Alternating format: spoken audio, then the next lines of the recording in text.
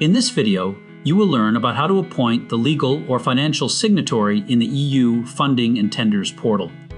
The LIR or account administrator are responsible for assigning specific individuals to serve as their organization's legal signatory, LSIGN, and financial signatory, FSIGN.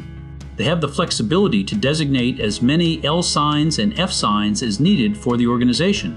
There is no limit to the number of LSIGNs an organization can have. The FSIGN role is exclusive to e-grants. LSIGNs can access the organization's data, review permissions, and see lists of projects, contracts, and invitations. Both can view the organization's participant registered data. To set up an LSIGN or FSIGN role, you must log in to the EU Funding and Tenders portal and select My Organizations from the left-hand side menu. Then click on three dots or Actions button, which give you a drop-down menu where you have to select Edit Roles. The Roles for the Organization screen appears, displaying the existing roles. Here you can edit, revoke, or add new roles. To add a role, click on the Add Roles button. In the new screen, select the role from the drop-down menu.